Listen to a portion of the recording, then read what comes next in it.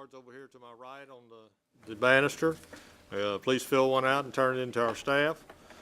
Speaker cards, if you wish to speak on any of the items on the agenda, please fill out a speaker card and turn that into staff. They will get it up here to us. Anyone speaking will have 10 minutes on each side, whether you're for or against, and then there'll be a 5-minute rebuttal period. And we're going to try and, hold to these time limits. If there's something that needs to be extended and the commission wishes to extend that time, then I will accept the motion and we will pass that.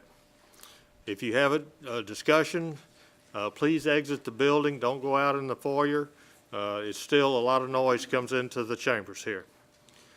Please rise for the invocation. Mr. Randolph. First and foremost, we thank you once again for this opportunity. We thank you for watching over and protecting us this day. We thank you for this meeting. Let us all make the decision that's in the best interest of our citizens, our parish, our government. In all these blessings we ask. Amen. Amen. Mr. Willis, please. I pledge allegiance to the flag of the United States of America and to the republic for which it stands, one nation, under God, indivisible, with liberty and justice for all.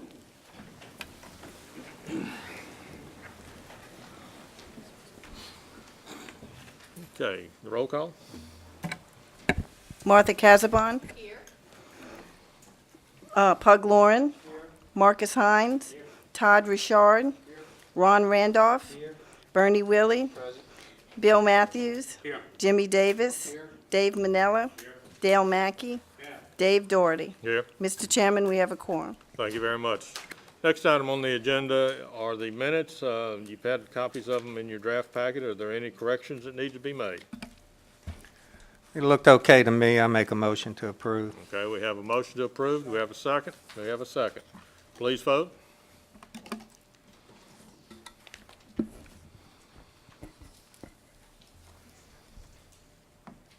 Motion carries. Thank you. Staff, do we have any cases that need to be tabled? Yes, Mr. Chairman. Number 10 on the agenda, ZC 12-123, and Mr. Rotolo should be here in the audience to address the commission. Number 12, you said? Number 10, Number ZC 10, 12-123. Okay. That's existing zonings HC3, proposed as I2. The acres are 19.748. Brian Rotolo is a petitioner. Owners Whitney Bank, Stephen P. Duffy is a representative to the bank. Location parcels located on the north side of Browns Village Road, west of US Highway 11, Ward 9, District 14. We need a motion to table, or postpone, excuse me. Now we want to, I'd like to hear the petitioner. Pardon me? I'd like to hear the petitioner why he wants it tabled. Okay. Petitioner here? Yes. Okay, please come forward and state your name. Brian Rotolo. Okay, and why would you like to have this postponed? We're still in discussions with a third party who needs the I-2 zoning. And so we thought we would have had an agreement by this meeting, but we don't have it yet. We think it's imminent. And so for that reason, the I-2 is in question if we need it or not. And so we'd like another month to get that deal finalized. And if we do need it, come back at that time for the I-2 zoning. Okay, is there anyone here in the audience that would be against this or would want to speak? Okay, Bill? Dale? I'll go ahead and make a motion to table then for a month. We have a motion to postpone, seconded by Mr. Matthews. Please vote.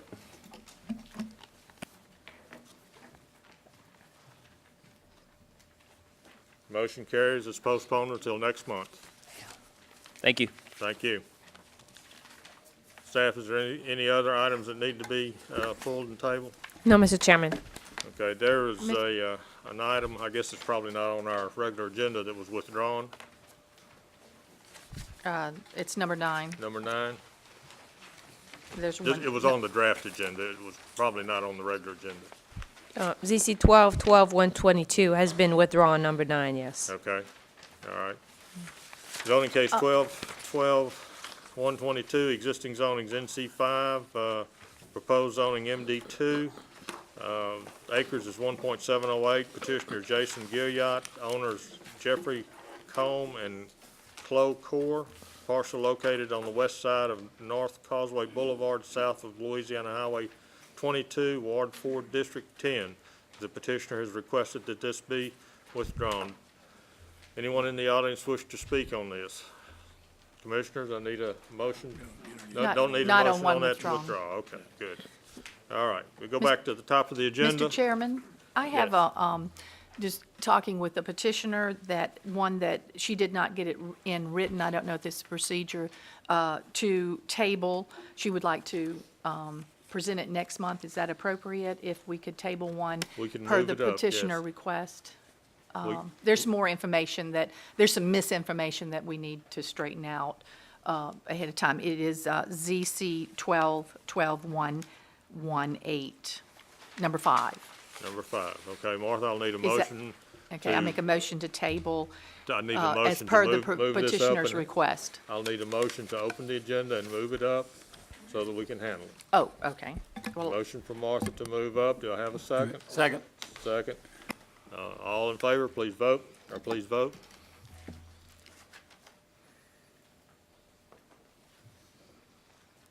Okay, motion carries. All right, the this is motion to item table. 5, zoning case 12-12-118. Existing zoning is A1 Suburban District. Proposed zoning is AT1 Animal Training District, Slant Housing District. Acres is 6. Petitioner's Carolyn Landry. Owner is Carolyn Landry. Parcel located on the southeast corner of Albert Thompson Road and Louisiana Highway 40, Ward 2, District 2. Anyone in the audience wish to speak on this? The petitioner is, Three, Mr. Chairman. the petitioner is present, and she just wishes it tabled. Okay. So, motion to table at this time. Second. Okay, a motion to postpone. Second. We have a second. Please vote. Mr. Chairman, I have a question. I was looking in my book, trying to look at what this was, and I don't have the AT1 in my book, and I'm pretty current on my book. That's why we need some more information also on There's no what can go in AT1 in there your and how book? we're doing Yeah. it, so. And my book is pretty current. Okay, we'll be more than happy to send you a copy of the AT tomorrow morning. Okay, I appreciate it. Thank you. Okay. Okay. All right. Please vote on the postponing. Did everybody vote? Bill? Bill? Please vote. And Sydney showed me I do have it. Thank you. Motion carries to postpone. Thank you. All right. Any other items from the commissioners that need to be handled? Okay, we'll go back to the head of the agenda. Item 1, zoning case 12-11-106. Existing zoning is CB1 Community-Based Facility. Proposed zoning is HC3 Highway Commercial District. Acres is 10. Parcel located on the on the north side of Brewster Road, south of I-12, west of Louisiana Highway 21, Ward 1, District 1. Staff? The 2025 future land use plan designates the area to be developed with residential uses. The requested zoning change does not meet the 2025 future land use plan. However, staff has no objection to the request, considering that the site is already abutting 26.5 acres zone HC3 to the east, 4.5 acres zone NC2, and a 9-acre parcel zone CB1 to the west, and staff would like to recommend approval. Okay. All right. When this was postponed last month, we'd asked our attorney to do some research on it. He's done the research, and I'm going to turn the meeting over to him right now. I went back and reviewed all of the records regarding this case. This matter first came before the St. Tammany Zoning Commission at their meeting on January 13, 2009. It was listed on the agenda as item CC, 37 acres between Brewster and I-12. And at that time, a motion was duly made by Commissioner Delahousie to rezone a 75-foot area along Brewster Road to A3 but the remaining portion of the 37 acres was rezoned to HC3. This recommendation, this was a comprehensive zone rezoning done in this area. This recommendation then went to the council, at which time the A3 was removed and the 75-foot strip was designated as HC3. So that meant that the entire 37 acres was zoned HC3, and this goes back, the adoption was September the 3rd of 2009. It was discovered that in the mapping process, this parcel of property on the map was erroneously designated as 27 acres with 10 acres on the side. The line was just drawn incorrectly in the wrong area. I've researched the process that's been followed in the past to correct the map, to correct the zoning map. You need to go back through the process, through the zoning commission, and then it'll go back up to the council itself to approve the change, to go back on the map. To do anything other than that would be inconsistent what we've previously done in the past regarding these technical changes. Okay, thank you, Mr. Hand. Anyone wish to speak on this? Let me get, let's see, we've had staff, all right, okay. Come ahead. Rick Wilkie, President of the Association of Associations, and I know I've spoken with Mr. Hand about this. I understand the situation. I understand the dilemma that the parish is in on this. I do remember, I was in the audience, now that Mr. Hand reminded me about this 75-foot buffer. The zoning commission did that on purpose to protect the subdivision across the street so that there could not be commercial on out to Brewster. Obviously, the council decided against that, that didn't make sense or whatever. But anyway, I guess my biggest point, and I want to at least be on the record on this, is that during comprehensive rezoning, there were a lot of, these maps were revised and revised and revised, and there were changes made, and you all made changes, and then there were other people coming up and talking, and other modifications were made, so multiple changes might have been made to the same parcel over time at the zoning commission level and then at the council level. So that even though someone appealed and had a hearing at the council level, there were times after that, once the maps were published, and the public had a chance to look at it, and you could see the comprehensive picture of all these little jugglings that had gone on, that in fact additional changes did occur, and so that the fact that this was misdrawn and therefore the public did not see the property as it was supposedly going to be, did not give the opportunity for more public input to it. I was listening to Helen Lambert talking about one of the reasons they don't object to the rezoning is the 10 acres of CB1 to the west of the tract. That's the 10 acres we're talking about. This is the point where, when even the staff is making reference to this 10 acres, this is what the public was seeing. And so, in my opinion, it would be appropriate to readdress it just because, even though, because it wasn't one of those tracts that went through the normal yellow posted sign type process. It was part of this process that had so many different reviews. So I just like to, make that statement that I think it did not get the proper public review and really does deserve it. Thank you, Mr. Wilkie. We have a number of cards of people wishing to speak. Come forward, state your name.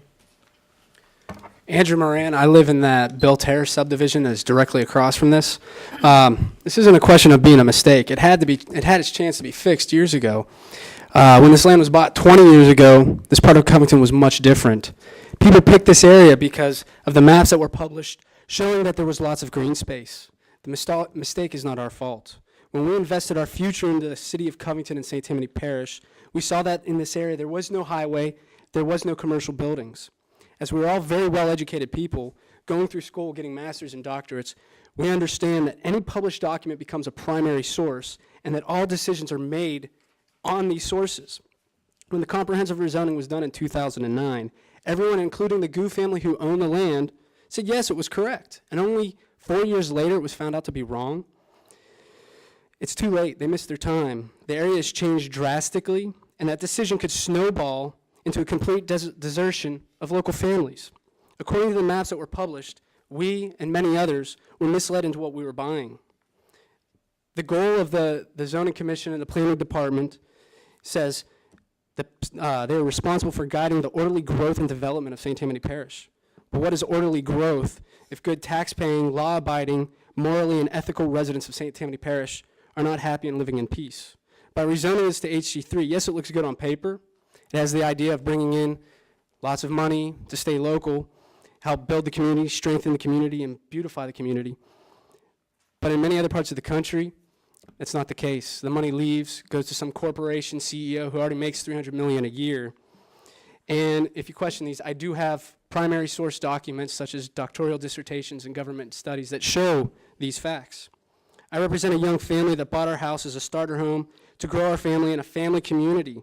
But when I go to sell my house, instead of another young family moving in, because of everything that's popping up, commercial buildings, gas station, house prices dropping, it's not families moving in, but it's a different genre of people that may not think, why keep up my yard if there are semi-trucks, all kinds of traffic driving around?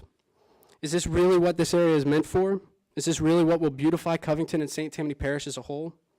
There's so many kids playing in this area, in our neighborhood, people feeling safe with a strong sense of community. But when there could be some type of big box store, hotel, gas station, would you really want your 5 or 10-year-old playing in this area?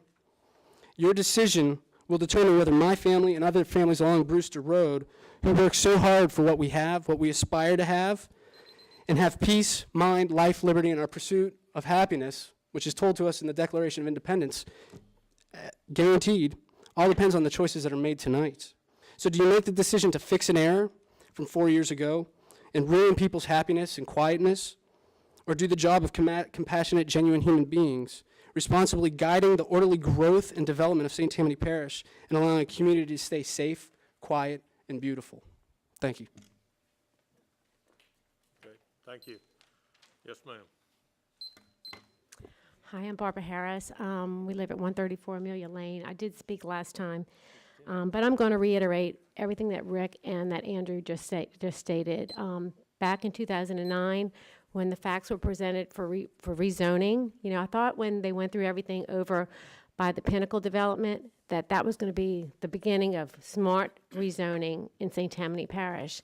And obviously, we were all mistaken because after the meeting last time, our president of our association reminded me that we did look at maps back in 2009.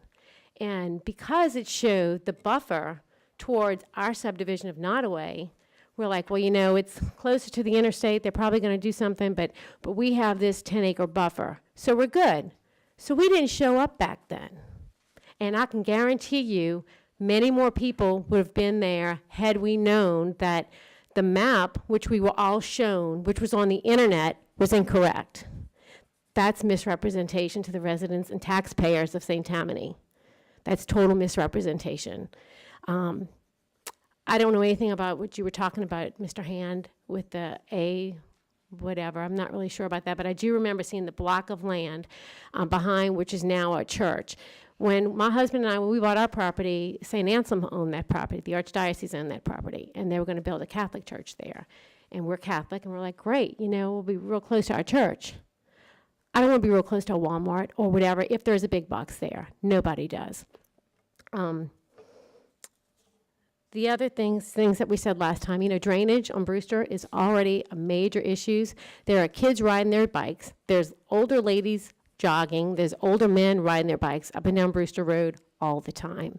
It's going to totally change the whole environment. I plead to you guys, another recommendation I have for the zoning committee people, not so much for you guys, but for the department, is that when you have pieces of parcel or property that need to be rezoned, and there's going to be a public hearing, that you put a bigger yellow sign and you put it vertically to the road so that people don't have to stop, get out of their car, write down a little number, and then make a phone call. It would be much better for us if it's something that you can see without stopping your car in the middle of a road. I just think that you would have more people knowing what's going on. People are busy in their daily lives. They don't necessarily have time to read the paper, which we don't have every day now anyhow. You know, I think that we need to look forward with some of the ways that's been done in the past and maybe to try to make things right for the people of today. Thank you, and tomorrow. Thank you. Anyone else wish to speak? Thank you. Yes, I'll just take a second. I'm Sid Gibbs. I live in the Nottaway subdivision also. I just purchased in there in June of 2012. We just moved to this area from Birmingham, Alabama. I love St. Tammany. I love Brewster Road. And, you know, my indications were when we purchased the house that the commercial property would be closer to 1070, or to, excuse me, 21. And so, you know, we were under the impression that coming down Brewster Road that would be residential. We knew about we asked our real estate agent in detail about it. She passed that forward to us. You know, I understand that, you know, that there may have been a mistake made in the map. We were not here in 2009, but we did purchase thinking that that there would be buffers that Ms. Harris just spoke about. So I do ask y'all to please do not let this change, and that's all I'll say. Thank you. Anyone else wish to speak? We got about a minute and a half. I can't say hello in a minute and a half, but I'll give it my shot. My name is Mike Shea. I spoke last time, and I spoke to you, Terry, today, and I appreciate very much your explanation of where things stand. And certainly I appreciate Rick's and Andrew's and Barbara's and our new neighbors' comments. I did all the passionate stuff last time and a little of that with Terry today because this is a passionate issue for our neighborhood and our street. But one thing is the zoning, I'm a master of your actions now because this is my third meeting, so I consider myself an expert now on how the process works. But, I've watched where the ladies have done some research or your group has and recommendations. So, some of the questions I have, 2009 didn't hit the radar screen, but how, and I understand the abutting property and all that, but anyone who would go to a site like that, and with all the other commercial development, if to look at that, to see a recommendation that would recommend doing this at all on that side, I don't get that. And, the owner hasn't even declared what he intends to do, and he has worked this system and he knows it far better than John Q. Citizen. So we need enlightenment on what you're trying to do, and we really don't need this type of thing there. The infrastructure. I put 80 miles of pipe in the ground as a manager of a major business in Florida, one of the largest plumbing projects ever. The piping along this road is undersized, and we already back up water in our subdivisions because it was not installed properly by the parish. So it will not support additional runoff whatsoever. I've talked to Chafunkta. I do not, it almost comes across, and this might be a little rough, but it comes across like a bait and switch with all of these different moves that were made in this. It really reeks of, let's get this stuff through. It's not an accusation of any individual or the group I'm standing before, but it doesn't look like the public's gotten a good look at this. It should go all the way back through the process and be declared. And I understand the position, Terry, and I appreciate that again. But we need a hard look at this. I mean, the invocation called for pray that we represent the people of the parish. We are the people of the parish, and we came here because of the quality of life. This is going to interrupt the quality of life. You don't have a road system, you don't have a drainage system, and you have people living within 100 and something feet of where this project is being considered. I ask you to look a little deeper into what your capability is to revisit this thing completely. Thank you very much. Thank you. Anyone else wish to speak on this? We're out of time, but, okay. Anyone wish to speak for this?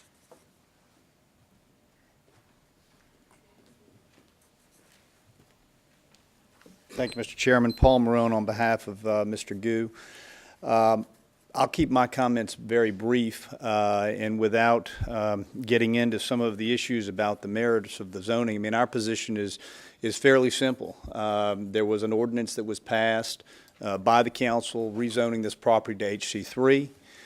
We believe that the property today is properly zoned HC3 and that the map is in error and that map needs to be corrected to reflect what the council did at the comprehensive rezoning.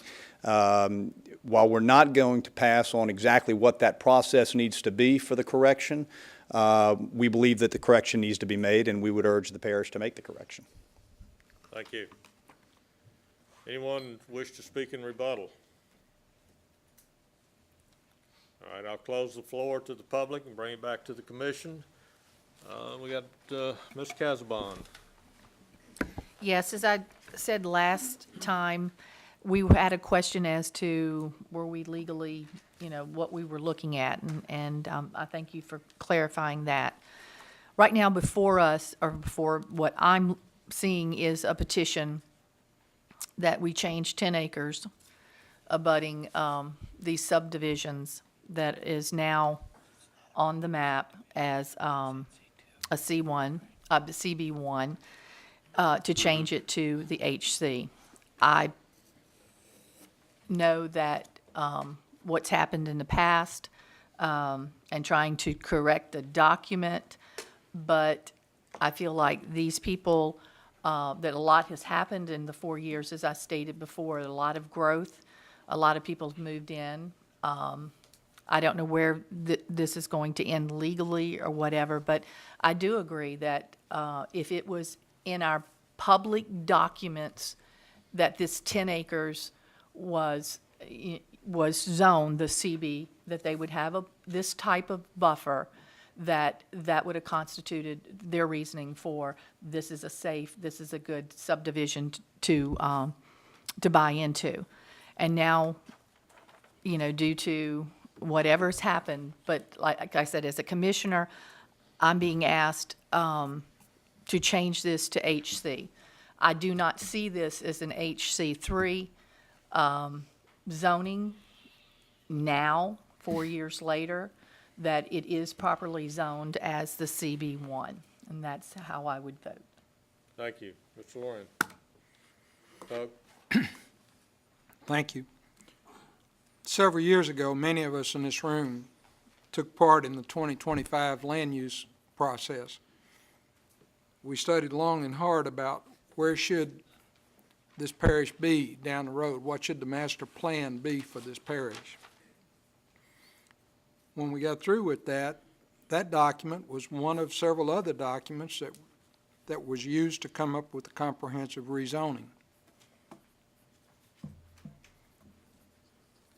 We're here tonight because there's an error made. We didn't make the error. Sydney didn't make the error. Somebody made the error. But in any case, there was an error made, and the error was made to the detriment of the people that live along Brewster Road. They would have been given the opportunity, had they been aware of the error, to speak their voice. Those of you that are familiar with this particular piece of property know that although the north boundary of it fronts the interstate, the south boundary of it fronts Brewster Road. So you're going to have to access that property from Brewster Road because there is no service road. And to my knowledge, there's not even a plan to build a service road. So that's going to dump all the 18-wheel trucks that haul goods and services to whatever big box or whatever commercial establishment goes on Brewster Road are going to have to come up and down Brewster Road. It may be that this is overturned in the courts. It may be it's overturned by the parish council. But in my own heart, I know that if we were talking about doing the same kind of development, and if it were on Dog Pound Road, we wouldn't even be having this discussion. Brewster Road is just not built to support commercial traffic to feed a Walmart. For that reason, I would be definitely opposed to this. And if this has to come down to a legal case down the road, then so be it. Thank you. Thank you. Mr. Matthews. Well, I got a couple of questions. One, as I look at the map, this HC3 that we're talking about will not actually be abutting a subdivision, it's abutting NC2, is that correct? Okay, so the concern that this would be HC3 abutting a subdivision is unfounded. The concern about the traffic, whatever we do tonight will not change the fact that there is already HC3 on Brewster Road. If we and the council agreed that this should stay CB1, there is still HC3 on Brewster Road. So no matter what we do, we're not going to overturn that.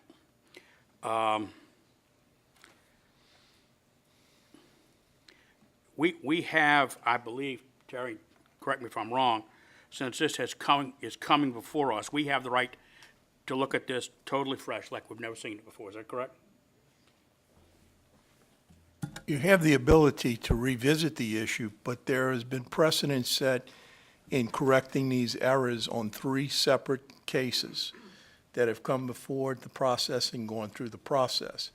To do anything that is inconsistent with that precedent that has been set and what is required by our charter would not be to the benefit of the petitioner, in this case, when the zoning on this property. Okay, so the precedent is that what we're supposed to do tonight is correct the error from CB1 to HC3.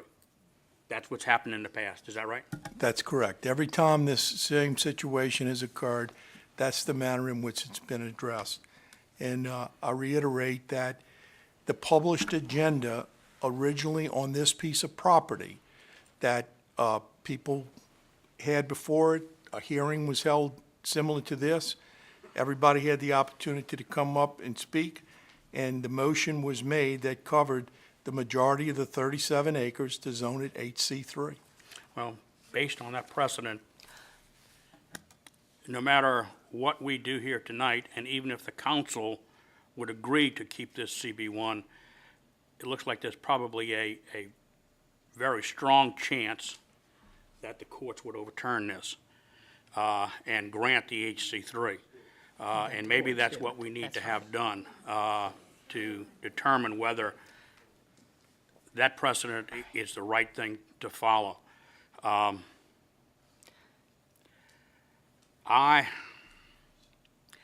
don't necessarily agree that HC3 needs to go further down Brewster Road, but I'm afraid we're probably going to be stuck with it no matter what we do. I was going to make a motion, and quite frankly, I just don't know what to do.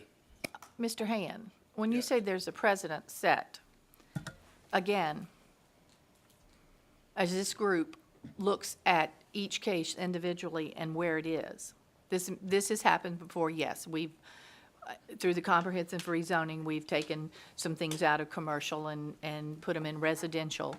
But I think as a group that we have looked at those very carefully also and have looked how it has affected the area and how it has changed.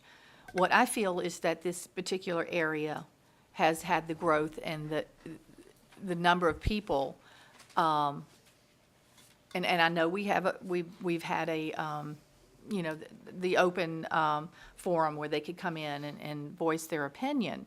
But I don't think it's been up to this 4 years. I think it was pretty quick. And I feel like we have been conscientious in looking at each case individually, even though, you know, the precedent is that we have opened it up, let the people speak, and we've looked at each case. And I feel like that we've judged each case individually, not just because we made a mistake and we've got to correct it. And that's what I feel like in this particular case, that it's more involved because it has been the 4 years and people have bought into something that, that they were not aware of. And that's how I feel. And so by you bringing, or the council sending it back to us and us to look at it, like Mr. Matthews said, we're looking at this, I'm forgetting everything that we know about this.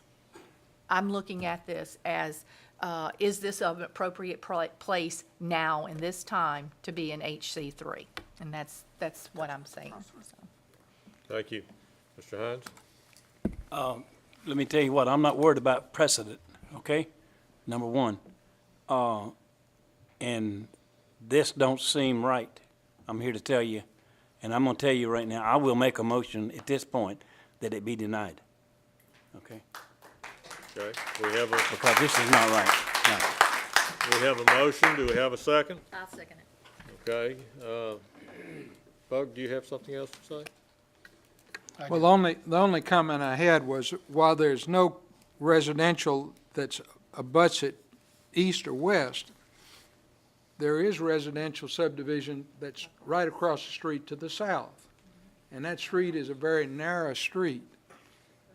So, I mean, can you imagine what it would be like to live right across the street to the entrance to a big box shopping center, whatever? Just wanted to make sure that was clear. Thank you.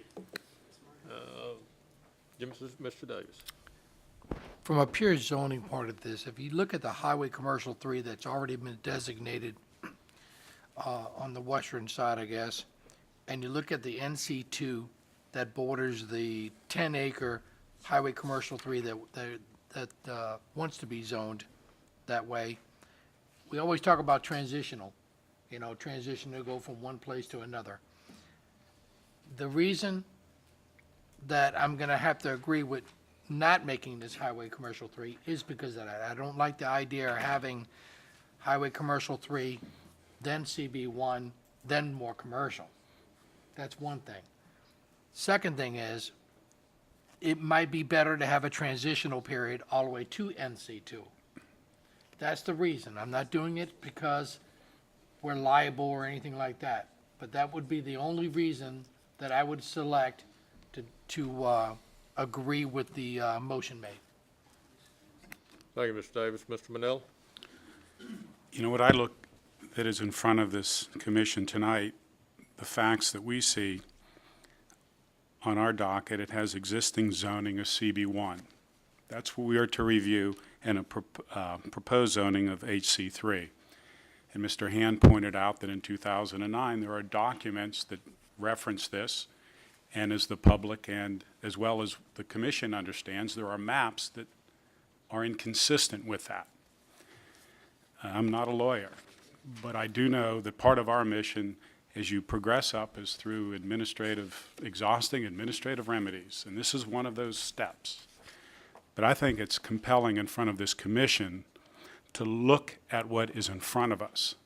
It's obvious there's a dispute, or all of these citizens would not be here. Mr. Hand would not have looked at what he's looking at, and I would just respectfully recommend to each one of the commissioners to look at what's in front of you and vote according to what you think is right. That's why we are here, to vote on what we think is correct. If it goes through the council, and eventually if it goes to the court system and they seek whatever remedy they might be, or ask the judges and have the two parties, the legal system will ultimately decide. But we are to do our jobs here this evening and vote what we think is appropriate, given that there's a conflict in front of us. Thank you. Any of the other commissioners wish to speak? We have a motion and a second to deny the HC3 and support the CB1. Bug, you have something to comment? Turn your mic on. Turn your mic on. Just so we make sure that as a commission, we're voting for the right thing, we have a motion to deny. So if we want to deny, we have to vote yes. Is that correct? Yes. Okay. Thank you. Okay, please vote. I got Mr. Matthews? Yeah, one, I think denying this will probably guarantee that this winds up in a court. And maybe that's what this needs. Maybe it needs to go to the court. I understand that, but maybe that's what this needs to determine what's the right way to handle something like this, that the court will tell us. The other thing is, Terry, aren't we supposed to make positive motions rather than negative motions? Yes, I think that based upon the previous decisions that have been rendered and the AG's opinions, that a positive motion, so a motion to approve that fails will go down as a denial. But a positive motion stands as a recommendation to the council. So regardless of how you want to, word it, if you vote on this, the denial, and it passes, I would ask you to then come back and put a motion forth to approve, and then vote on that issue so that it will go to the council as a recommendation. Mr. All right, Chairman? if that's the case, can we clear the machines? Because some of us Yeah. have thought we were ready to vote. Let's clear the machines, but I want to be sure every commissioner. Mr. Chairman? Run that by me again. Wait a minute, Mr. Chairman, if may I have a point of order, please? Mr. Manila? Yes, sir. Thank you. As Mr. Hand stated, you make a motion in the affirmative. But please, for the public to understand, whomever makes the motion to move, for sake of example, to approve, it must be seconded, but whomever makes the motion and whomever seconds the motion is by no means compelled to vote for the motion. It's a mechanism to move it forward. They are putting it to the vote of the commission. But please don't misconstrue whomever puts it on an affirmative would necessarily vote that way. The public record will show how he or she votes. So you need to withdraw the motion to deny. Mr. Chairman, I'll withdraw the motion and move to approve. I will Okay. withdraw my second to deny. The second was withdrawn. Pug? Question now is the same question I had before. If you're voting to not do this, then you vote no. That's correct. All right. Okay. We have any other questions on the motion? Well, we've got to have a motion. We do have a He motion made a and a motion second. to approve. I made the motion to approve, she'll second it. Okay. I did. Okay. Any further discussion? Please vote.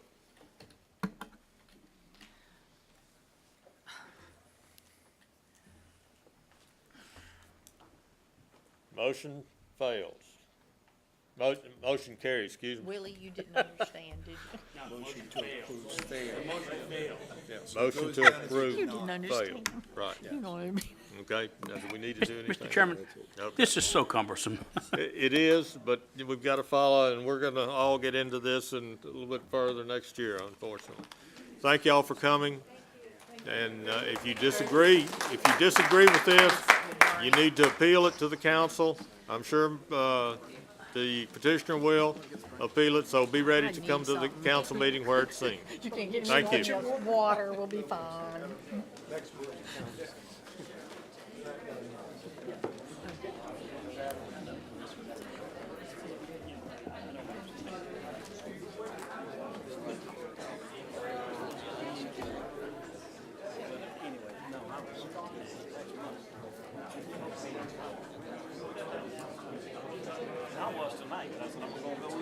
I got something on All right, second item on the agenda is zoning case 12-115, existing zoning A2 Suburban District and NC2 Indoor Retail and Service District. Proposed zoning is HC2 Highway Commercial District. The acres is 1.057. This comes to us from the Parish Council motion of 10-4. It's partially located on the west side of Thompson Road, south of Wesley Road, being 58-291 Highway 433 Slidell, Ward 9, District 11. Staff? The requested zoning change does not meet the 2025 future land use plans, which designates the area to be developed with residential uses. The site was rezoned to C2, from C2 highway commercial before the comprehensive rezoning to NC2 indoor retail and services zoning district. The site is currently developed with a multi-occupancy 9,000 square foot office warehouse. Staff feels that the HC2 zoning district is too intense for the site. However, considering the use existing on the site, staff would have no objection to an HC1, which would be more appropriate for the area. And at this time, staff would like to recommend denial of the request to HC2. Thank you. Anyone here to speak for this? Yes, sir. Please come forward and state your name. My name is Michael Delaney. I represent the owners. I am one of the owners of the building. I'd like to say that when we purchased the property, it was C2 highway commercial. There was a bar on it that was dilapidated and a grocery store. We asked the neighbors around the property that, how'd they feel if we turned it into something to what it is today, which is a office warehouse. They all said the same thing. It's better than a dilapidated structure that was there for several years. We moved into the building, rented it out, and of course we didn't know that it was going to be changed. Nobody told us. There was no sign. We were never contacted, and of course it was rezoned. Now it has no, we can't use it if it's rezoned that way. All the tenants in there wouldn't be able to stay. So everything we did in the process of going through building this, and it's been there for many years, upkept with no problems, and it's added to the community. I feel we did justice to the community doing it there. But at the same token, we weren't told anything. No sign, no nothing. The only time we knew was somebody moving in the building. And we can no longer use it if it doesn't get zoned back to where it was. That's Okay, it. did you understand the staff's comment? Maybe not. Okay. Well, I understood Helen's comment. Am I correct, Helen? Yeah, I didn't know what y'all for or against after seeing all that complication. But I understood Helen's comment. She wanted to downgrade the zoning. And that was not what we purchased nor what we built.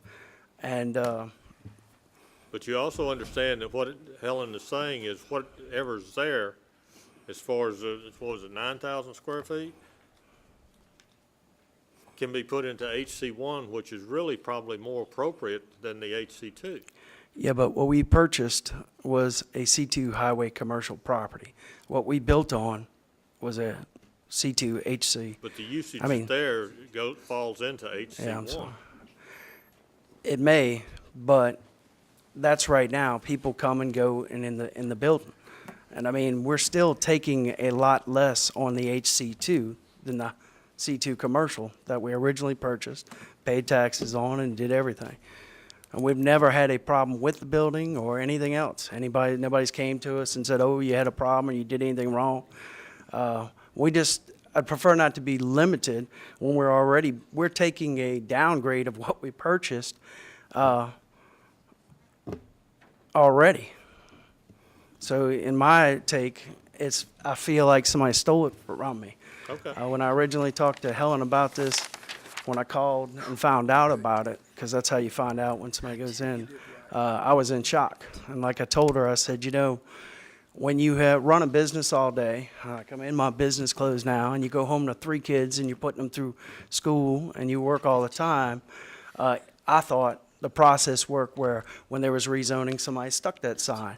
If I would have saw the sign or somebody called me. With the exception of the comprehensive rezoning, and this was all advertised in the newspaper, and I understand it was that broken down now. into what, 6 sections, I think it was, across the parish, and, there was lots of public hearings, and I understand that now. I mean, there's no doubt about it now.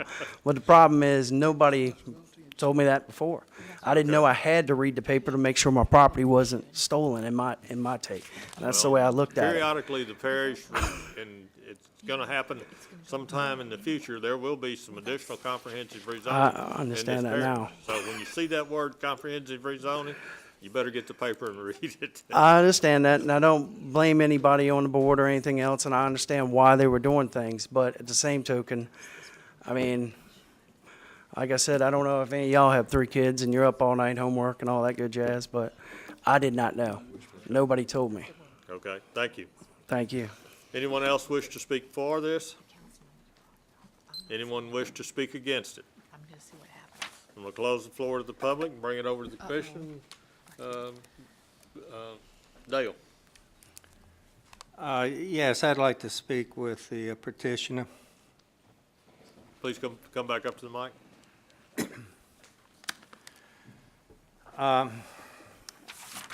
I just want to reiterate what our chairman, Mr. Doherty, said, that this rezoning we did, we spent about 2 years doing that. There was a lot of work that put into it, and they had meetings all over the parish. And, you know, it's just like driving too fast through a speed zone. You know, the cop's going to pull you over, and you can say, well, I didn't see the sign. That doesn't count. And in this thing, you know, the time to have come would have been back then. Let me get on to something more pertinent. Why do you want, I still don't have it clear, if you have a building there covering most of the lot, why do you want HC2 if you got, I mean, HC1 would cover highway commercial? What is the difference for you to go to HC2? What is your big request? I don't know all the zonings. I just know what I purchased, which was C2 commercial and what we built on. I'd have to see all the differences of HC1 and HC2. When I was originally told about this, I said that, you know, I would like to petition for HC2. You still And don't the reason know why right is now? because I looked at it and it was the closest thing to what I had already had. And that's why. And I understand that y'all did do a lot of work. Don't get me wrong. I do understand that. I feel for that. But, you know, just like anything else, if somebody came to your property and told you, like we were told, did I have to go and read the paper every day? Was that something I had to do? My property gets taken? I didn't realize that. Nobody has ever told me that in the, 38 years I've lived in St. Tammany, and ran a business here. Do you have a business running in that now? Not currently now. I have businesses that are there. Since how long? Well, my business personally? Just a business Oh, there's businesses there. They're all filled. in this particular zoning? Yes. And they are under the HC2? Well, they're there. They're there running? They're there running right now under whatever zoning that you have it at now. I'm not even sure what zoning you have it now. NC2. NC2. With there's some A2 A2. and There's some NC2. A2. And I know with the wording of a lot of these zonings, I mean, one little word can change everything. And I know that if you take this down to HC1, it's not near what we had. And the petitioner is the councilman of that district? That's what it says, Parish what? Council motion, which is the Parish Council petitioner. sent us a motion. I know, this is, Mr. Delaney talked to the councilman, which was Mr. Stefancic, right? I just feel like that the councilmen of the district are aware of what their citizens are doing or what they need to do. I know it's our job to look at something, but again, this is a case where we are looking at, to me individually, that you have businesses running in this particular area now, and, retail and everything that, would you want a family there? I mean, single-family homes, an A2 in that particular, I mean, there might be some there, but for this particular area, that I just have a problem, like, I guess I'm trying to respect the councilman, that he's aware of it, and he's brought it before us to look at, and it's an acre. It's 1 acre, say 1.5 acres, and there's a building on it, and it was commercial. So I really don't have a problem. I'll see what everybody else says. Mr. Matthews? Well, kind of addressing what Martha was saying, just because the council sends it to us doesn't mean that they send it to us to follow a particular recommendation from the council. I think they send it to us for our recommendation.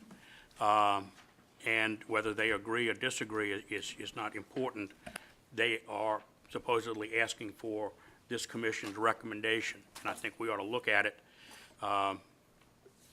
in the same light we would look at it from a petitioner.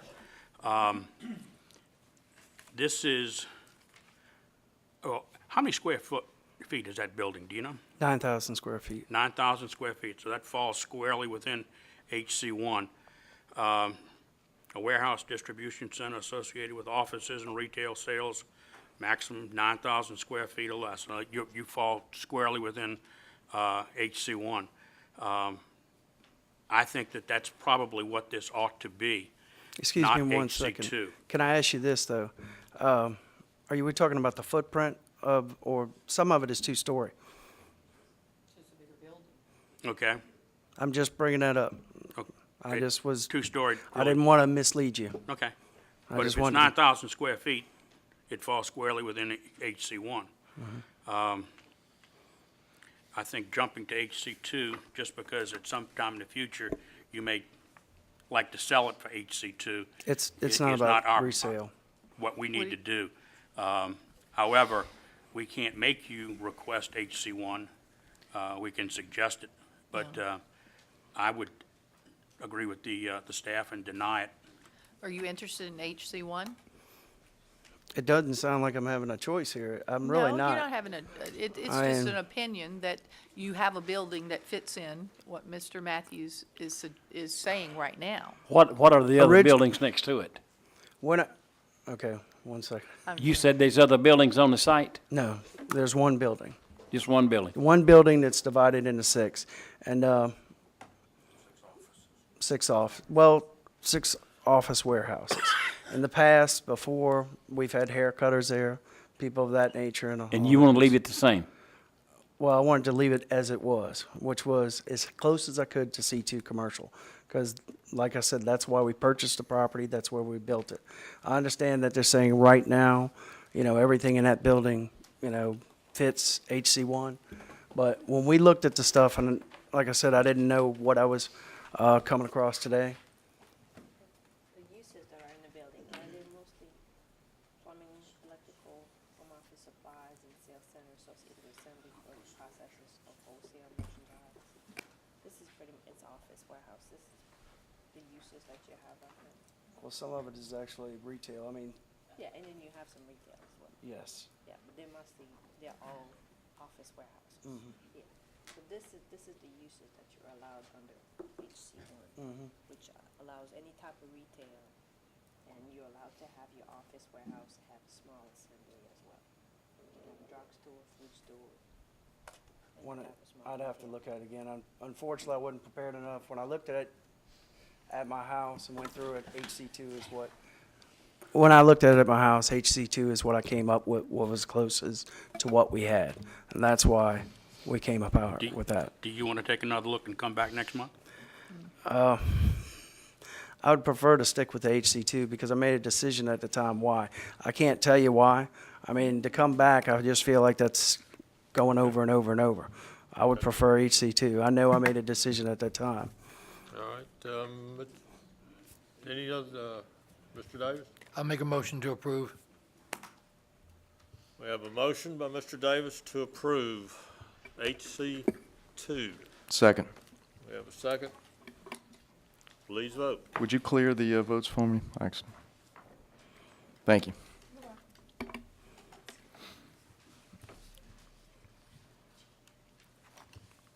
Okay, now you can vote.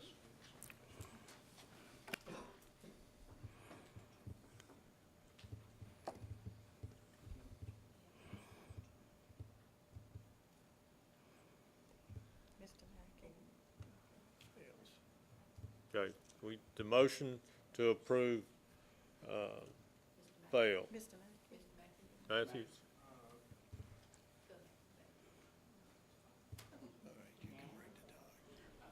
Okay. I'll break the tie. So the motion fails. You need to appeal it to the council if you disagree with that. Okay. Okay? Thank you. Thank you. All right. Item 3, zoning case 12-12-116. Existing zoning's HC2 Highway Commercial District. Proposed is A4 Single Family Residential. Acres is 22,000 square foot. The petitioner, again, this comes to us from Parish Council motion on 10-4. Parcel located on the south side of DG Holly Road, west of Watts Road, being 38196 DG Holly Road, Pearl River, Ward 8, District 11. Staff? The 2025 future land use plan designates the area to be developed with residential uses. The site was previously zoned rural and rezoned HC2 as part of the comprehensive rezoning. There is an existing single-family residence on the site. The zoning change is being requested in order to bring the site into compliance with the existing residential uses. Staff has no objection to the request and feels that A4 single-family residential district is definitely more appropriate for the site. Recommends approval. Thank you. Anyone in the audience wish to speak on this? Bring it back to the commission. Mr. Chairman, Mr. I'm very familiar with it. I live right down the road from it. And I make a motion that we approve it because this is all residential, so. We have a motion and a second to approve the A4. Please vote.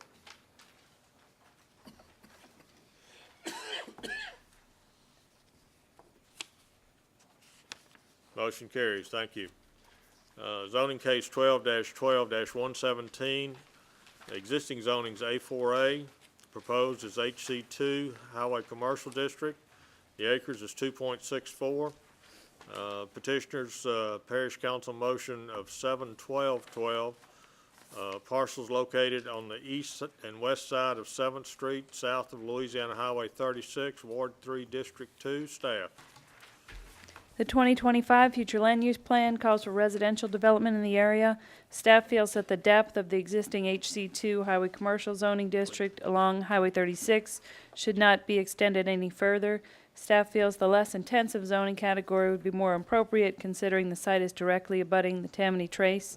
Note that the parcel located on the east side of 7th Street was zoned C2 prior to the comprehensive rezoning, and the parcel on the west side of 7th Street was previously zoned residential. Staff recommends the HC2 request be denied. Thank you. Mr. Marone.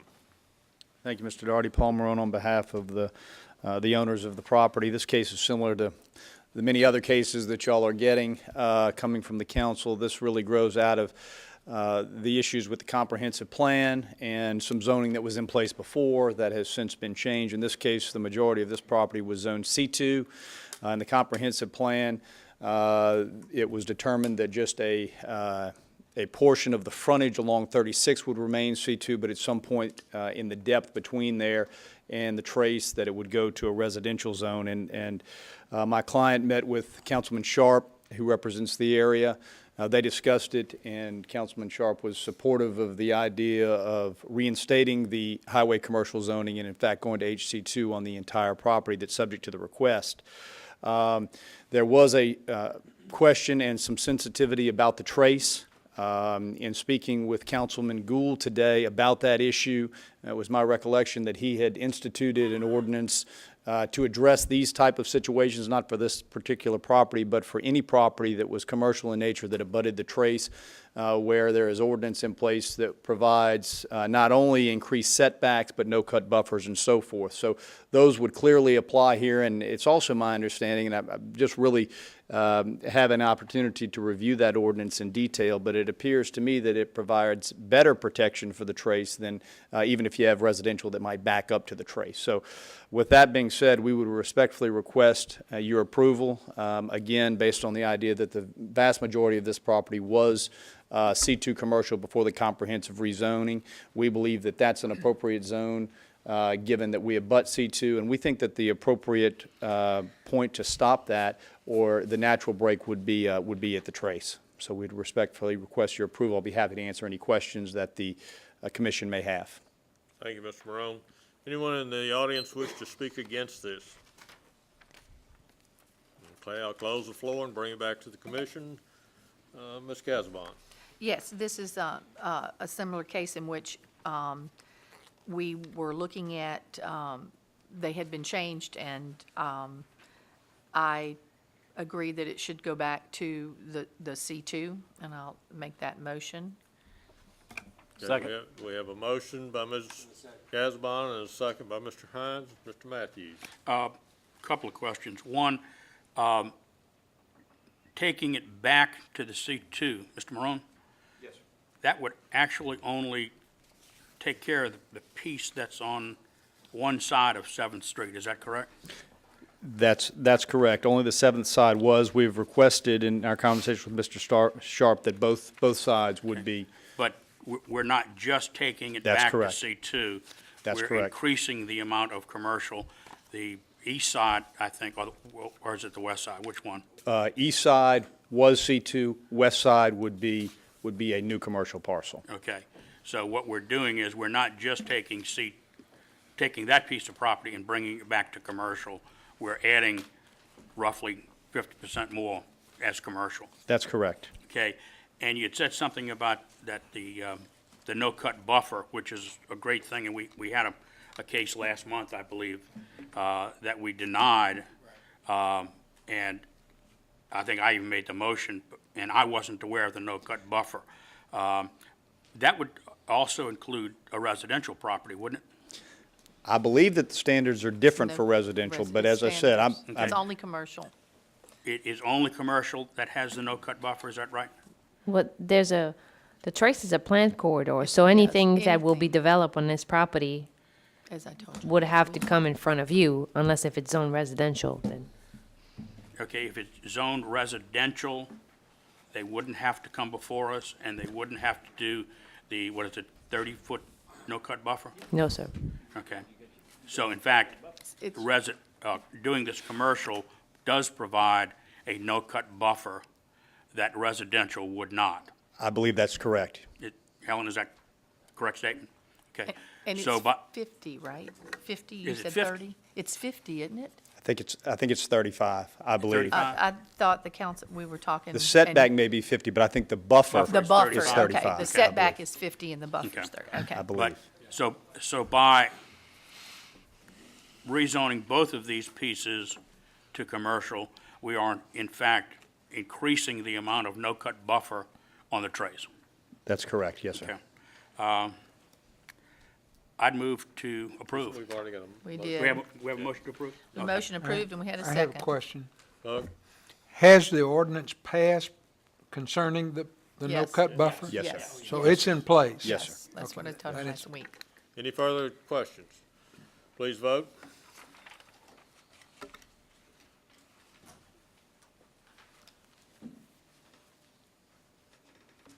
Mr. Mackey. Need to vote. Oh, you did, okay, all right, we got it up here. All right, well, I looked at it, you hadn't voted yet. Motion carries, thank you. Item 5 was tabled. Item 6 is a text change, zoning case 12-12-119. Ordinance to amend the St. Tammany Parish Unified Development Code, Volume 1 zoning, Section 5.1004, B.3, and A4A, single-family residential relative to side yard setbacks. Staff? This is a proposal to reduce the side yard setback from 10 feet to 5 feet under A4A, and staff would like to recommend approval. Okay. Martha? Oh, yes. I have no problem with that. Is there anybody that needs to speak?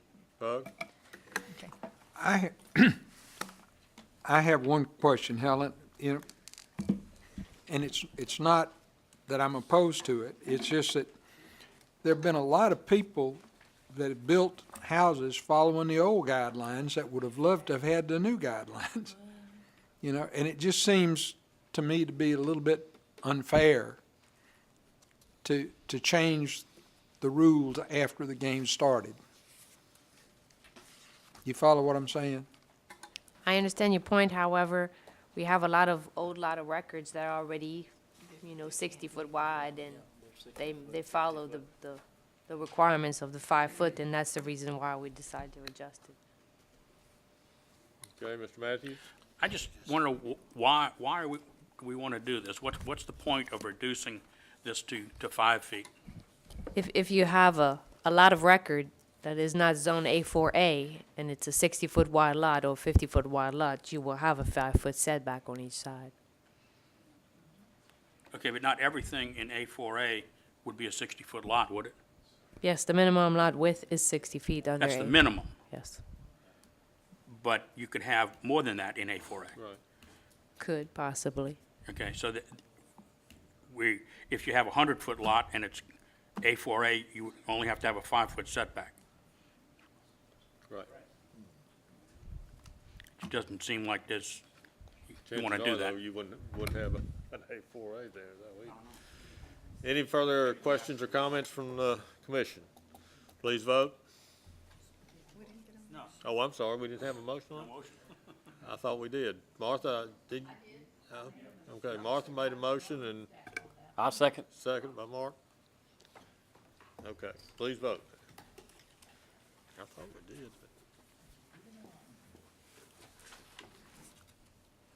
Motion carries, thank you.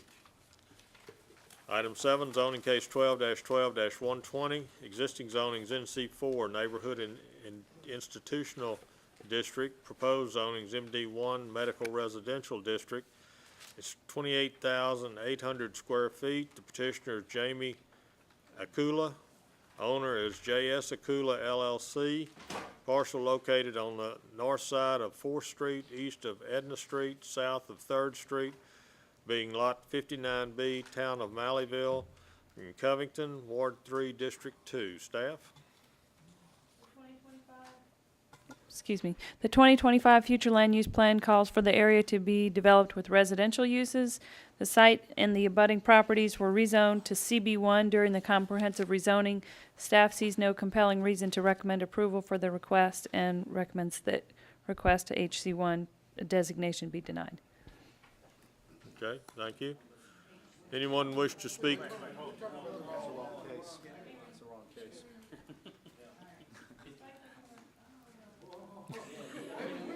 Oh, you pulled a Dave, didn't you?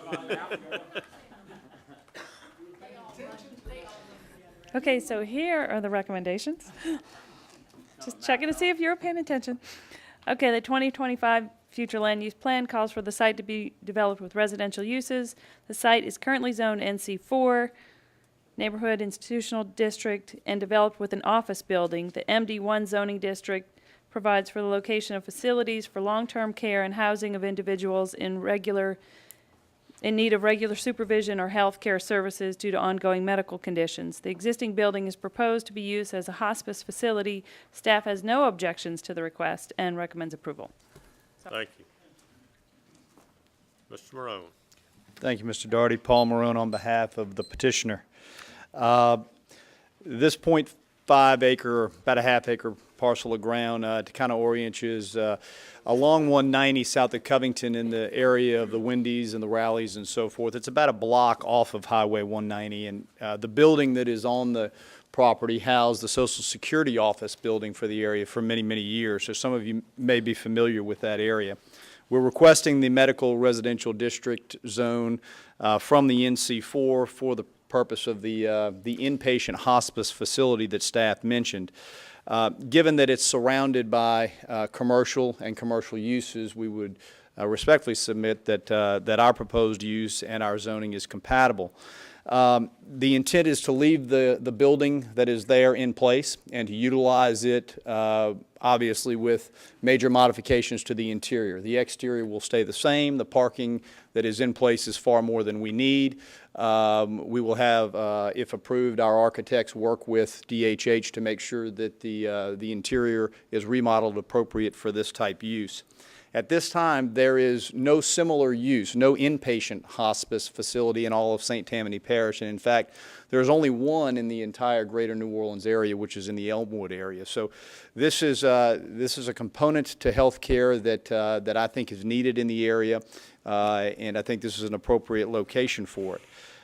The operator and the president of this facility will, in fact, be the president of the facility at Elmwood, Dr. Akula Shiva, who has been focused on end-of-life care medical service for over 20 years, and he's been the president of the Elmwood facility for the last 6 to 7 years. So he's eminently qualified to bring the facility to the area. We think that this facility is needed in the area, and we think this would be an appropriate location for it.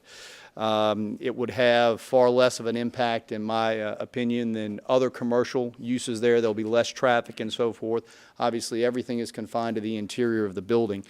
Our anticipation is that we would have from 15 to 20 beds within the facility. That will ultimately be dictated by DHH, which governs these type of uses. But that's based on our experience and working with our architect. That's what we think would be appropriate. We definitely don't see any more than that. So with that said, we would respectfully request your approval of the zoning, and I'll be happy to answer any questions that any of the commissioners may have about our request or our intended use. Thank you, Mr. Morone. Anyone in the audience wish to speak against? I'll close the floor and turn it back to the commissioners. Mr. Hines. Yes, sir. My mother-in-law passed away in that facility that you're speaking about in Elmwood. 4 years ago, I guess. Okay. That is a very nice facility. He did the same thing there that he's wanting to do here. He took the existing structure and modified it to work. It's a beautiful place, and it's a nice place. And let me tell you what, we desperately need a good hospice clinic in St. Tammany Parish. I'll make a motion that it be approved. We have a motion and a second to approve. Any further discussion? Please vote.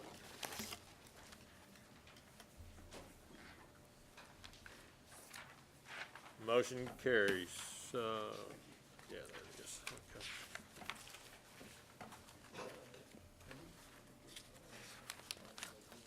Item 8, zoning case 12-12-121. Existing zoning is CB1, community-based facilities. Proposed zoning is HC1, highway commercial district. It's 10,340 square feet. The petitioner is Michael A. Seagrave. The owner is Michael A. Seagrave and Michelle Renee Jordan. Parcel located on the west side of US 11, south of Carr Drive, being 4961 Pontchartrain Drive, Slidell, Ward 9, District 13. Staff. The 2025 future land use plan calls for the area to be developed with residential uses. The site is and abutting properties were rezoned to CB1 during the comprehensive rezoning. Staff sees no compelling reason to recommend approval and recommends this request to HC1 be denied. Thank you. Mr. Seagrave here. Hi, I'm Mike Brister, and Mr. Seagrave is in the audience. This property, like you described, it is south of the Carr Drive Bridge. It's about halfway down to the lake. In fact, it's about a quarter mile from the lake. The lake enters into the canal. This was zoned before for wholesale seafood. They had a restaurant there. Tights Restaurant was there as a bar. And of course, Katrina wiped it out. Michael Seagrave would like to open up a wholesale seafood place there again. It's perfect for him because he deals with boats. They catch crabs. He's a crabber. Catch crabs out of the lake. He does ship them out. We're not asking for any alcohol or anything like that to be served there. It's strictly going to be a wholesale seafood place. Yes, there's kind of limited parking on Highway 11. He deals with boats. They will be shipped in through Lake Pontchartrain right to his place of business. On the left side of that lot, there was Deep South Seafood there. The lot that he owns now belonged to Bruno Seafood Company, and of course, after the storm, everything left. There's a place for this in Slidell, and there's a market for this in Slidell. So we're asking to please zone it properly. If highway zoning is, if there's another zoning that would fit it, you know, we'd be open to that too. Not just highway, just some that can fit it. Right now, he's shipping from New Orleans, and he wants to be here where he belongs. He lives here in Slidell. I have talked to Mr. Fontenot through emails earlier in the year, and he said to get back to him, which I did. And he said to talk to Mr., well, I don't want to kill the guy's name, Richard Ortigue? Is that how you pronounce it? Yeah. Okay. I did talk to him several times earlier in the year, and he was very open to it. I did talk to him November the 29th, and he said that he would definitely accept that, that he would definitely would vote for it. Of course, he doesn't control y'all either, and I understand that. But, and Michael plans on building 1,200 to 1,400 square foot building there. The dock is pretty much there, as you can see. Well, you don't have the pictures of it, but, and like I said, it used to be seafood. The left was seafood, on down the street was seafood.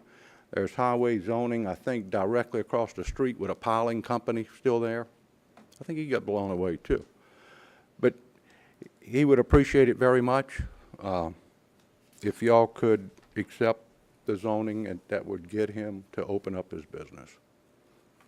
Okay, thank you, Mr. Brister. Does there anyone in the audience wish to speak against this? I'll close the floor and bring it back to the commission.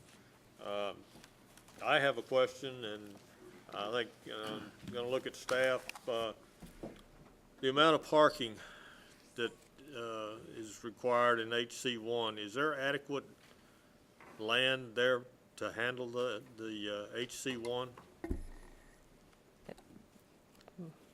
Well, it depends how many parking spaces they'll be required to provide. They will have to meet all the parking and landscaping requirements, and if they cannot meet the requirements, they will have to go to the Board of Adjustments to request a variance. It looks like that the parcel of property is mostly over the water, so it may create a problem to meet all the requirements. Yeah, on the water side, on the canal side, there's not a problem with parking. He'll have a good dock there, I'm sure. But my concern is the fact that Highway 11 is a very busy highway, and people coming and going, backing in and out, it could cause a problem. But I'm going to turn it over to the other commissioners to discuss, and then we'll come from there. Mr. Hines? Yeah, this, I know where he's talking about. Good. Down I there, appreciate it. okay. So do I. And there's not a lot of parking on the canal side of this, of Highway 11. I understand that. But people park on the other side of the highway, and they walk across the road to do whatever they need to do. You got bars all up and down that street on the canal side. People park on the other side, on the east side of it, and walk across the street to go to nightclubs and restaurants and different things down there, okay? This has been a seafood place for as long as I can remember, okay? Yes, sir. And I don't understand have that. Me any too. problems with it whatsoever. I don't think that you're gonna have a whole lot of parking at one time. I mean, enough business in there that you're gonna have to worry about parking. If they do, they can park across Highway 11 over there, and there's plenty parking over there. And I'll make a motion that it be approved. Okay, we have a motion by Mr. Hines to approve. Do I hear a second? Second. Second by Mr. Manella. Mr. Matthews? Couple of questions. How big did you say this building was going to be? 1,200 to 1,400. Yes, square sir. feet, Not okay. 1,000, 1,200 to 14. This clearly is going to wind up before the Board of Adjustments because there really is not sufficient parking. And when I was on the Board of Adjustments, we handled several of these like this. The parking is actually made up mostly of the Highway 11 right-of-way. That's where people park. Yes. And most of these businesses have pretty good amount of parking because of that right-of-way. Now, if it ever comes to widening Highway 11, you could have a problem. And this is going to be a wholesale seafood? Seafood, yes, sir. Okay. Will there be retail sales also? No, sir. Okay, so you're going to have very few, if any, cars parking there. You'll have trucks pulling in and pulling out, so that the amount of parking is not gonna be a real problem. No, sir. That'll be small trucks, that won't be big ones, because ain't no place for a big one. Yeah, well, I mean, it's gonna be box trucks probably. Understand that. But, so this is the type of thing that probably would fit very well in that location. Okay, thank I you. Mr. appreciate Manila, it. do you have any other comment? I Okay. appreciate it. Thank you. We have a motion and a second to approve. Please vote.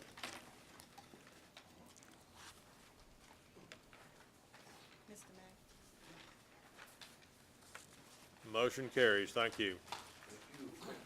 Item 9 was withdrawn. Item 10 was tabled.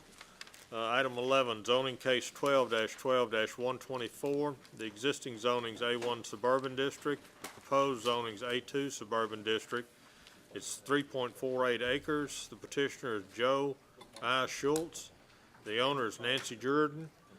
Parcel located on the west side of Patrick Lane, south of Rogers Hill Road, Ward 3, District 2. Staff? The 2025 future land use plan calls for residential and agricultural use in the area. Staff does not object to the requested zoning change and would like to recommend approval. Thank you. Mr. Schultz? He is right there. Yes, sir. Please come forward. Do you have any comments other than what staff? Yeah, I was just going to give you guys a little bit of background of the property. This land out here, it's all family property. It was 40 acres that were divided amongst 12 siblings. Each one of the parcels was 2 to 4 acres. My in-laws bought the piece of property that we're talking about, the adjoining lot, with the intent to distribute and give and donate to their children. After Katrina, I believe the land was zoned back to A1, so our motion was to go to A2, because as I understand it, A2 is 1 acre lots, or 1 acre parcels, correct? I believe so. Okay. No, I'll just make a motion to approve. It is family property. and they're Second. distributing I second. it. Okay, we have a motion and a second to approve. Is there anyone in the audience wish to speak against this? Okay, there's no one in the audience to speak against. Please vote.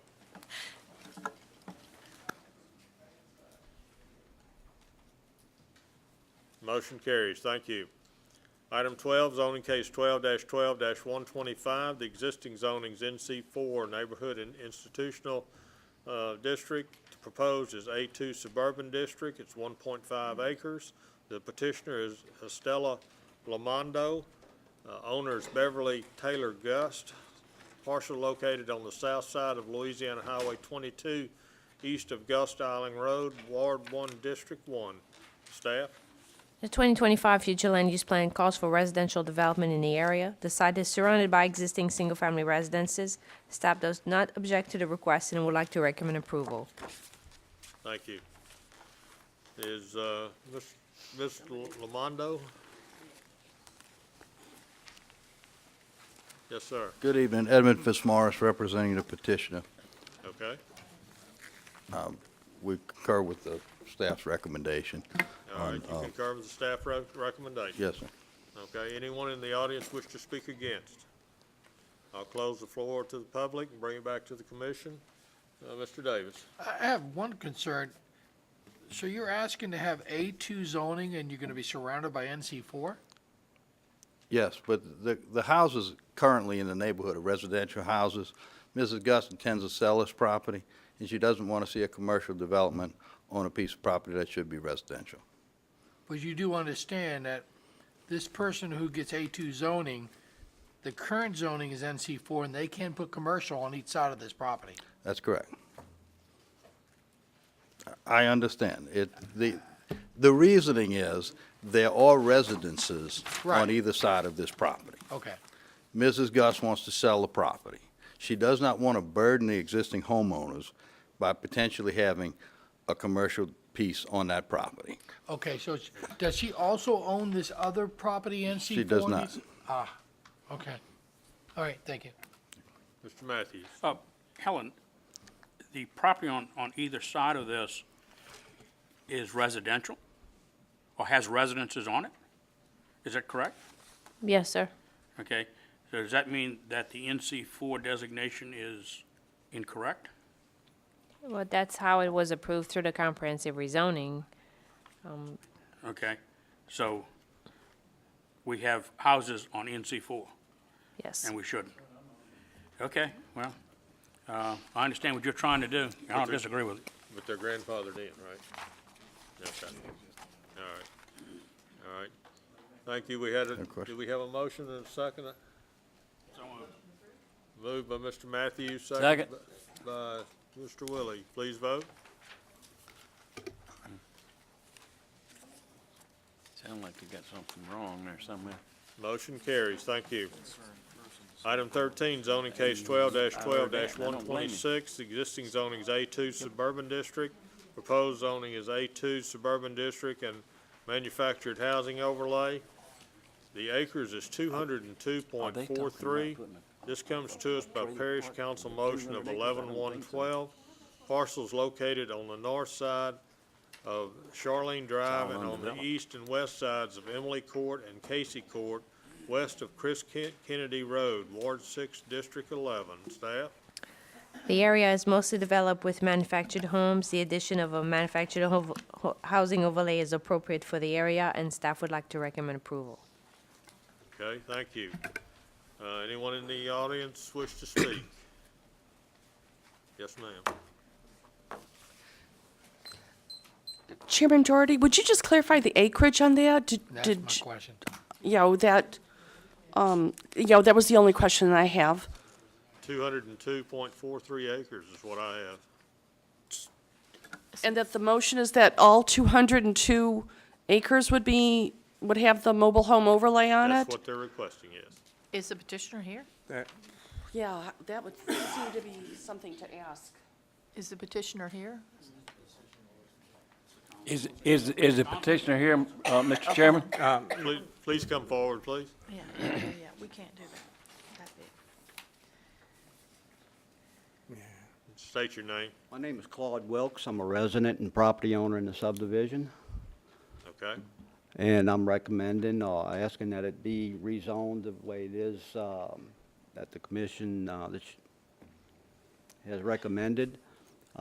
This was supposed to have happened some 2.5 years ago. We came before the commission here, and it was approved back then, but for some reason or another, the councilman in our district at that time did not submit it for the council for approval. I had a catastrophic fire October the 5th. Lost my house, everything in it. We won't go into the value, but it's up there into the hundreds of thousands. And I found out at that time that the council did not vote to approve the mobile home overlay some 2.5 years ago. And I'm asking that the entire subdivision now be approved to have this mobile home overlay. Okay, you do not own the 202 acres. No, You're no, simply a sir. resident This of is the a subdivision. All Okay. right, secluded pine subdivisions, some 27, 28 residential lots.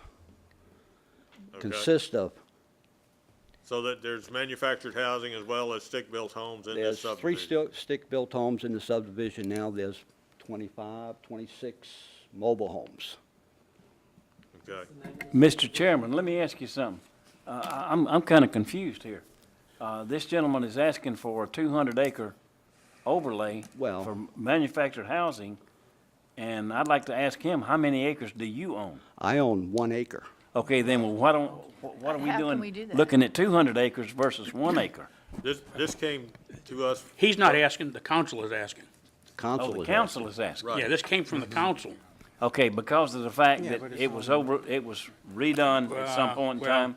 don't and the know fact- that, but I mean, And it the came fact from that the they got mobile homes in there already. That's Which correct. I know this, because I don't live very far from you. I know what you're talking about. And, okay, I understand that. Okay. Pardon?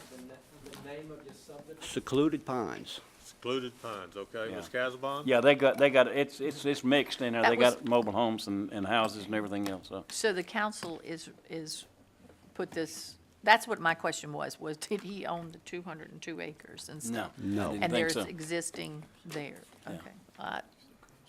The council asked Staff you, has no problem We with it. plotted the entire subdivision. That's Right, why yeah. it came up to Yeah. 200 Right, acres. yeah, I know All right. exactly where you're talking about, yeah, okay. okay. Do we have a motion? I'll make a I have- motion to be. I have a Go ahead, I'm question. sorry. Vote.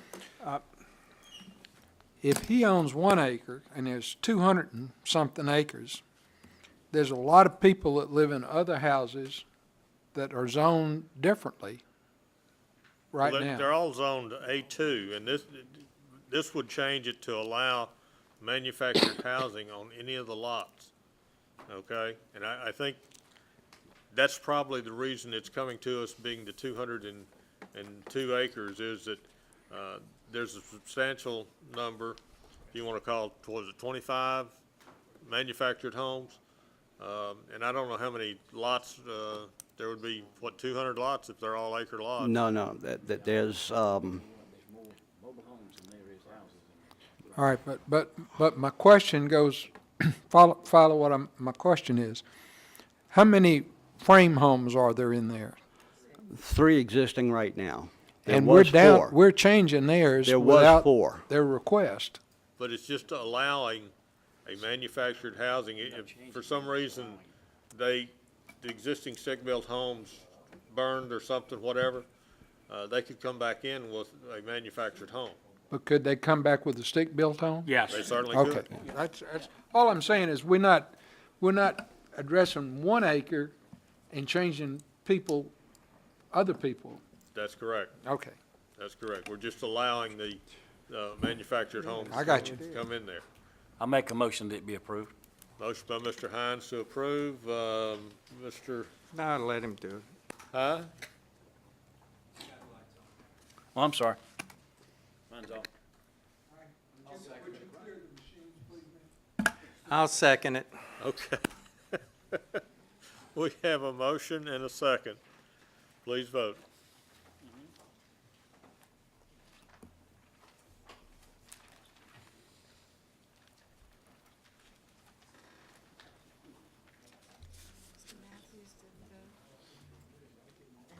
Mr. Matthews? All right, motion carries. Thank you. Is there any old business? Any new business? Do we adjourn? I do have a new business. Davis? I have a little concern about this whole motion to approve everything and then vote yes or no. The reason is I'm looking at all these pamphlets that are given us by the zoning staff, and they make recommendations to deny.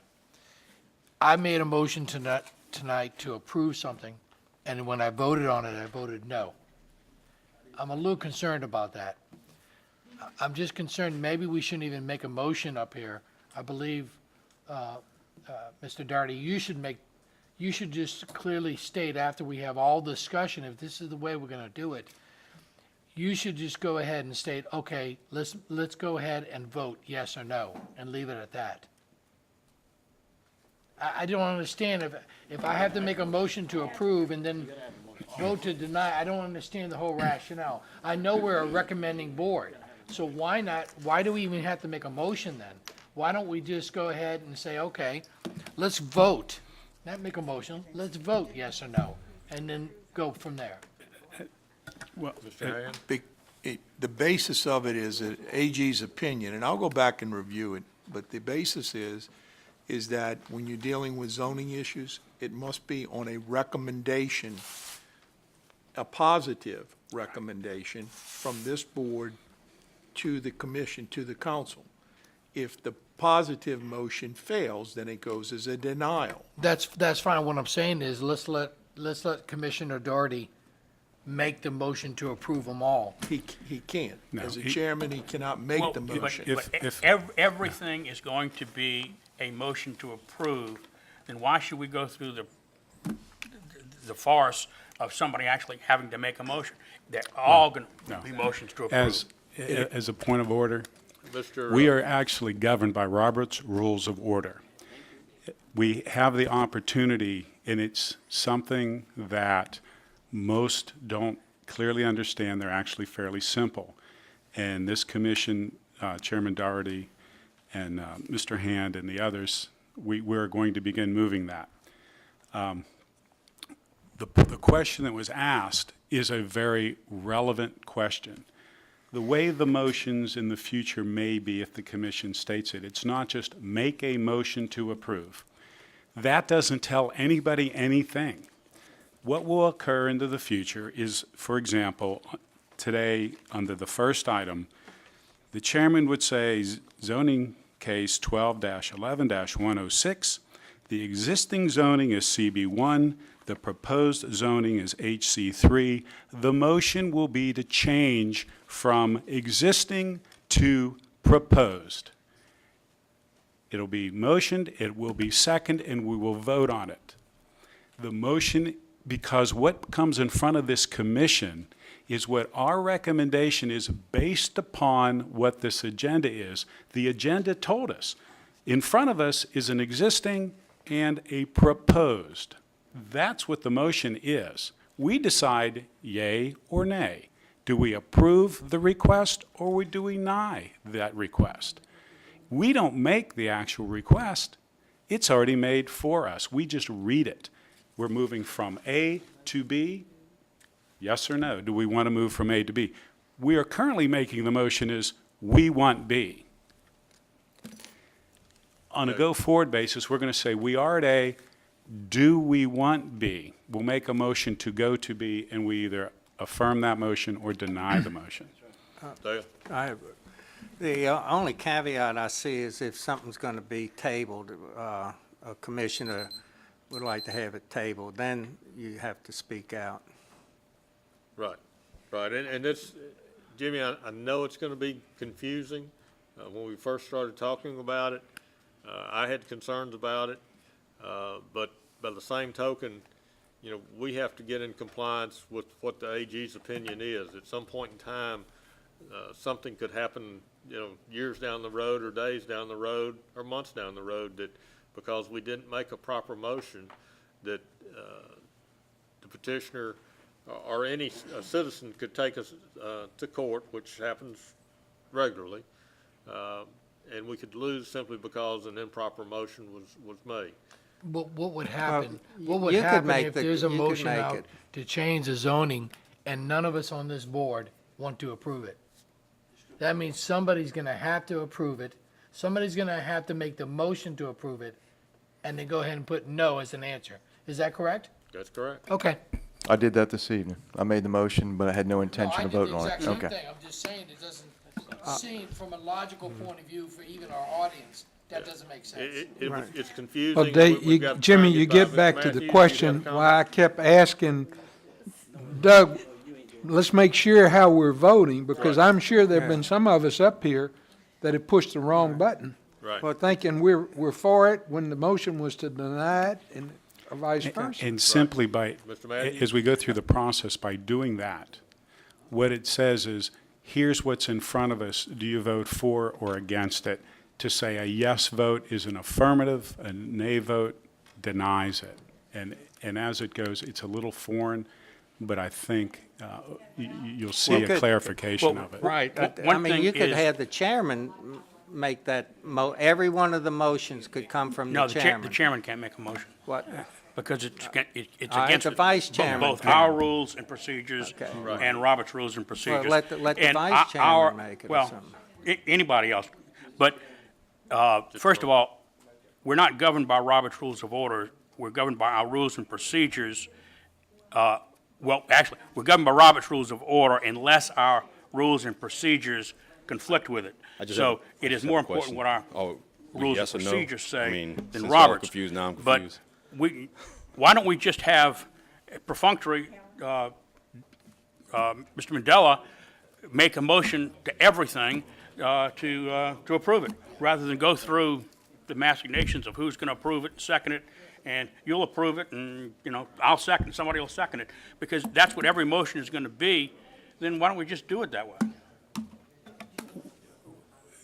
To your point as well is, when the motions are made and seconded, what that actually does is to place it in front of the commission for the discussion, and Commissioner Matthews, you're absolutely right, because that's where the real debating gets involved, and that's where the, if you will, the opinions or the professional opinions of each of the commissioners is to come forward, so you know where you're standing and what your argument for or against will become. It moves it, and I think in time, truly, the purpose of it is to clarify for all.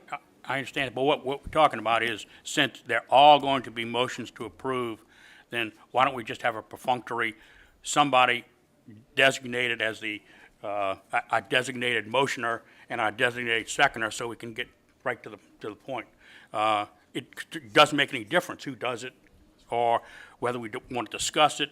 And actually, I think we ought to have the motion before we discuss it, but, I believe that's also Yeah. the right procedure, Yeah. is that we get a motion and a second on the And that, floor. and Commissioner Matthews, you hit it right there, because the motions put it in front of the body who votes on it. Because if a motion is never made, there is no reason to ever have the debate. It dies. that isn't what we've been doing for these many years. But just because we've never done it that way doesn't make it the right way. Okay. Any further discussion? Motion to adjourn? So moved. Thank you. Is that a positive motion?